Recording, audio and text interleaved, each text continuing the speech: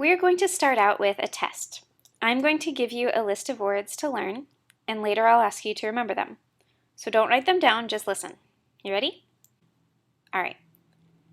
Ladybug, television, stork, book, airplane, hamburger, garden, pillow, window, stove, planet, car, fork. Okay, so we'll go back to those later. Now let's talk about retrieval. Anytime you pull something out of your long-term memory and bring it into working memory, or your conscious awareness, you're engaging in an act of retrieval. And as you've probably experienced in your lifetime of trying to retrieve names, birthdays, directions, and other things, there are a variety of factors that can influence your ability to retrieve information. First, let's walk through some of the main methods of retrieval in order from hardest to easiest: free recall, cued recall, and recognition. So back to that list of words. Now try to write down or say out loud as many of them as you can. I'll draw some stuff over here while you're retrieving.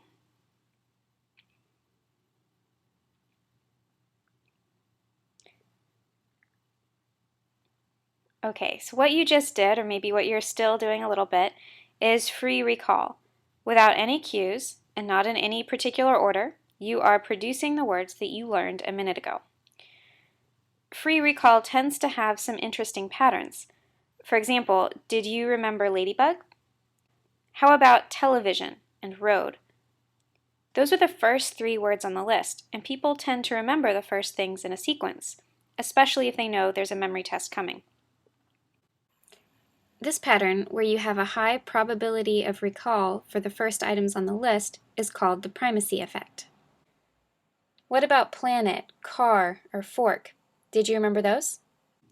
Those were the last three words on the list, and people also tend to remember the last few things in a sequence, and that's called the recency effect.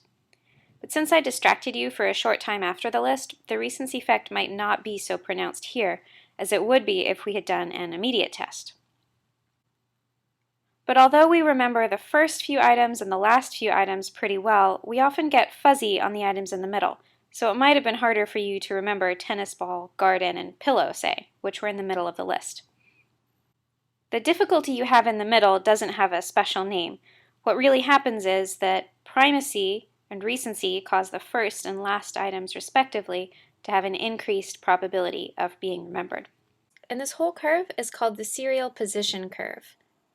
And the overall tendency for us to remember the first list items really well, the middle list items not so well, and then the last list items really well again is called the serial position effect. So that's free recall. But what if I gave you some extra clues to help you remember those words? If I were to ask you to complete the following words based on what you learned earlier, it might be easier.